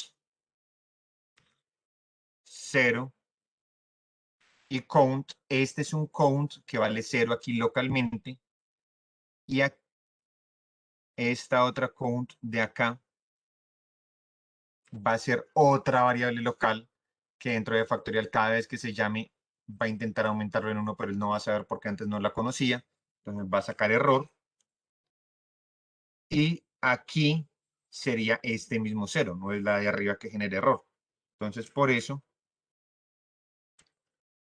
al ponerle el nombre de la función, decimos la variable que va a estar, digamos, definida globalmente, pero va a ser propia de la función factorial, tiene este valor y aquí la modificamos como queremos. Entonces, inicialicemos el kernel, ingreso en número entero 5, se realizaron 6 llamados. ¿Por qué 6 llamados? Porque este factorial le estamos diciendo que vaya hasta 0.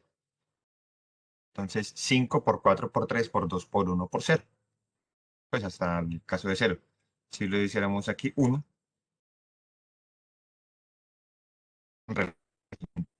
el número n de llamados.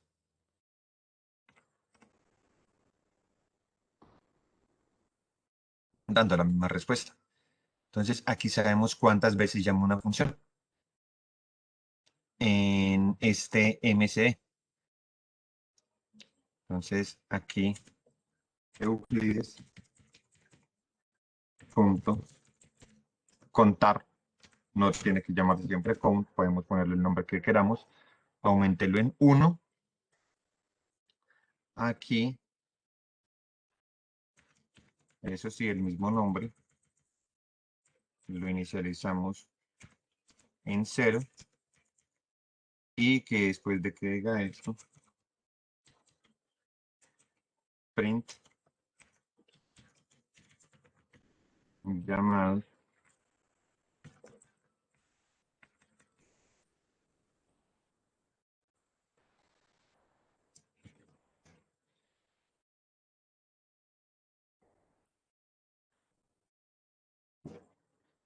entonces para calcular el MC de 25 y de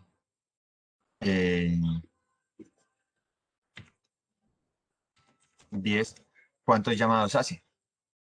Calculó que el MC de 5 y hizo 3 llamados. Y así se puede hacer en los otros programas que nosotros habíamos revisado en la clase anterior. Para terminar, vamos a mirar cómo aplicar todo esto que hemos visto en este ejercicio. El programa de la Torre de Hanói.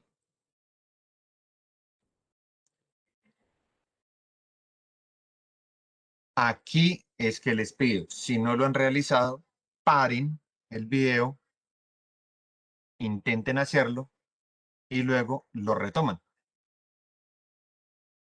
Si ya están acá es porque o ya se rindieron o quieren corroborar lo que ustedes tienen. Este es el programa de la Torre de Hanói. Entonces, tengo varias funciones. Vayamos leyéndolas en orden. ¿Cómo? Miremos el programa principal. Si estamos en el main, va a ser intro de Hanói. ¿Qué es el intro de Hanói? Imprime bienvenida al programa de la Torre de Hanói. Se le asignará a las torres los nombres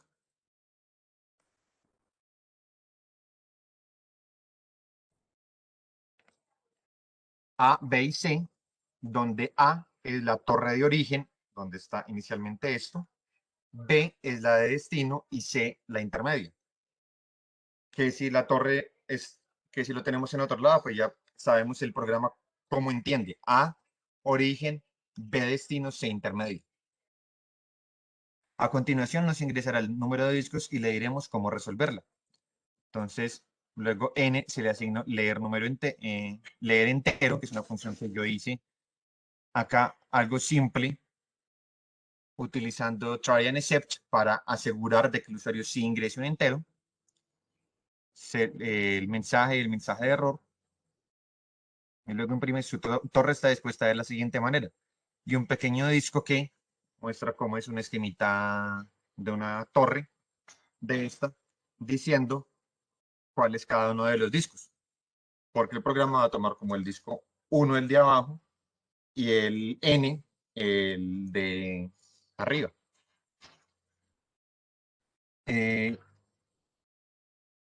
Luego le dice ingrese el tiempo aproximado que empleará en mover cada disco en segundos.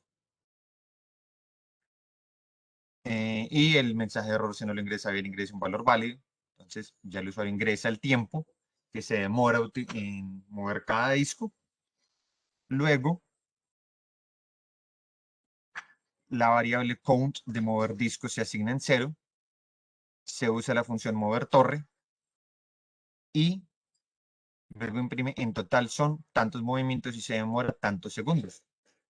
Entonces, los movimientos es el valor que tenga la variable mover disco y se demora, pues esa misma variable, mover disco.count, multiplicada por el tiempo de cada uno de los movimientos que ingresó el usuario, el tiempo promedio. ¿Qué hace la función mover disco?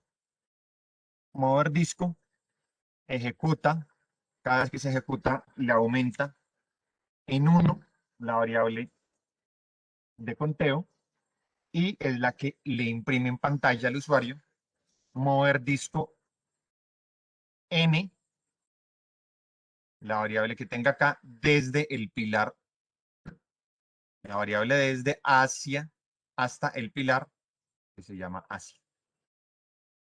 Entonces mueva el disco de tal parte a tal parte. Imprime un mensaje sencillo.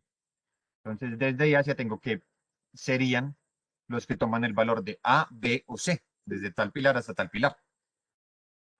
Y ahora mover torre, que es el programa de la torre de Hanoi. Entonces este programa de la torre de Hanoi va a tener una variable que se llama altura, una variable que se llama origen, destino e intermedio. Porque cuando yo inicialmente voy a mover esta torre, que dijimos, mueve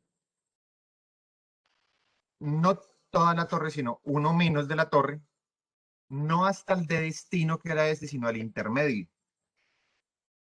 Entonces, ese primer paso está para mover la torre de n discos, movió la torre de n-1 hacia el intermedio. Entonces, tenemos que saber bien siempre desde dónde hasta dónde lo va a mover. Y esas son estas variables. Y si la altura de la torre es mayor o igual que 1, es decir, si tenemos torre, vamos a hacer estos 3 pasos. Entonces, cuando sea mayor o igual que 1, primero vamos a volver a mover la torre. Entonces vamos a ejecutar este mismo comando. Y ahí aquí es donde viene lo recursivo. En un caso más sencillo. El caso base, en este punto, vean que se consideraría, digamos, en un else, y el else no está. Es el caso simple, que es de 0, no se mueve. Si hay 0 discos, aquí ya está solucionada la torre de Hanoi. El caso que le sigue es el de ya un disco o más discos, que se genera de forma recursiva. Entonces, cuando tengo un número mayor o igual a 1, tengo que mover la torre de un valor menos, entonces la torre de n discos, la torre con una altura más chiquita, entonces la de 8 discos, tengo que mover la torre de 7. Y aquí, vean que el orden de destino intermedio se intercambia. Porque si yo quiero mover toda la torre a este pilar central, yo tengo que mover la torre de 7 al este que era el intermedio. Entonces, como estos valores que sea origen, destino, intermedio, son los nombres de cada uno de estos pilares, A, B y C, entonces, aquí, cuando yo los intercambio, justamente digo, lo voy a mover al pilar que se llama intermedio y el destino quedaría libre. Luego, ejecuta la función mover disco, que le dice al usuario que mueva el disco a altura, es decir, el disco enésimo que tiene, desde el origen, desde donde está hasta el destino. Y finalmente, para ya terminar, va a volver a hacer un llamado más simple de la función, nuevamente con esta de 7, pasando esta torre desde el interno, desde este pilar, que este dijimos que era el intermedio, este fue el de origen y este el de destino, a la torre de destino, dejando quieto este de origen. Entonces, esa es la solución de la torre de Hanoi que vimos en la clase pasada. Y ustedes dicen, pero si usted tiene este mayor igual que 1, ¿para qué lo pone? Porque no puede comentarlo simplemente. Pues porque cuando lleguemos al caso de 1, va a pedir llamar a la función mover torre de 0 discos. Entonces sí va a entrar en un momento con un argumento de 0, y con 0 no hace nada. En mover torre, en mover disco sí, y en mover torre no. Es decir, cuando lleguemos al caso base de 1, solo va a ejecutar mover disco, y mover disco lo mueve al destino. Entonces, esta es una forma de hacer la torre de Hanoi, no es la única. Se pudo haber puesto un if, el caso base, que es un disco, y llamar a esta función esta funcioncita, y en el otro caso, estas 3. Y lo importante es que acá las llamadas recurrentes a la función siempre son de una altura menor. Entonces, si lo ejecutamos,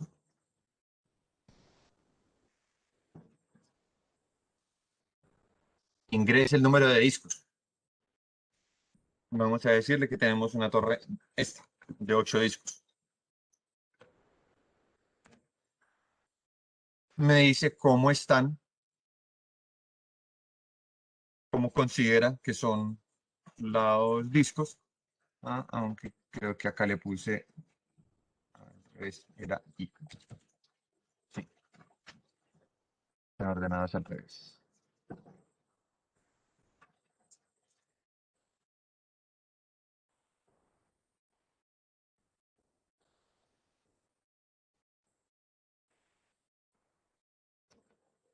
Entonces, nuevamente corrámosla.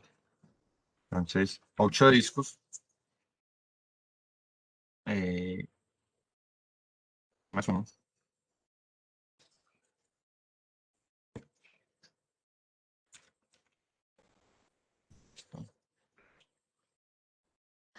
Entonces, ahorita sí.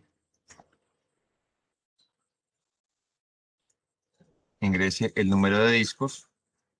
Si yo aquí le ingreso un valor inválido, él me va a decir que ingrese un valor válido.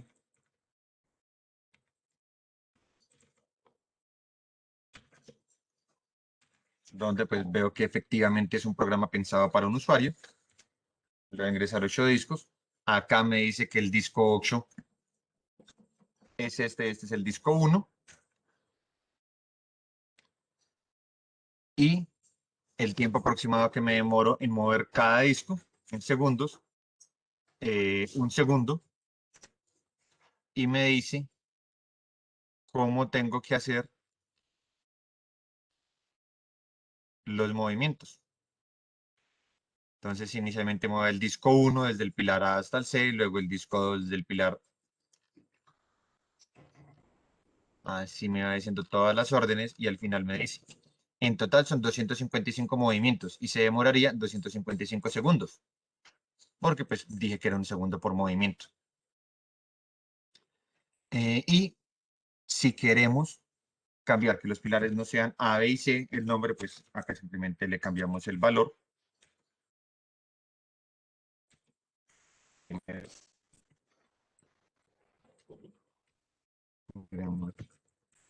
Pilar izquierdo.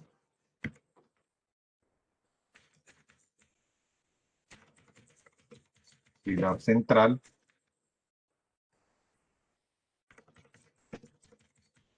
Pilar derecho.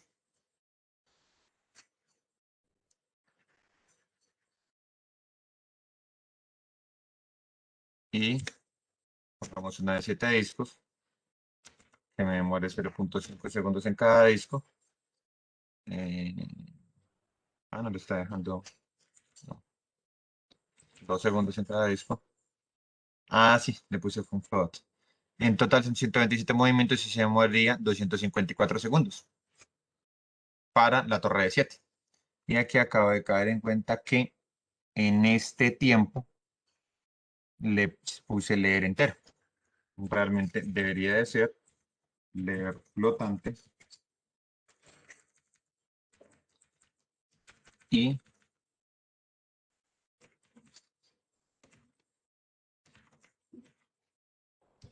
para que el usuario pueda decir que se demora un número, pues una cantidad de segundos no entera. Flotante. Y aquí float. Así está bien este programa. Entonces este programa se los voy a subir al Moodle para que lo puedan revisar. Y eso fue por hoy. Eso fue lo que sería el tema de la recursividad. Y el siguiente video va a ser respecto a objetos. Ya programación orientada a objetos, vamos a ver qué son objetos y qué es una clase. Esto es lo que nosotros decíamos que podíamos definir nuestros propios tipos de datos.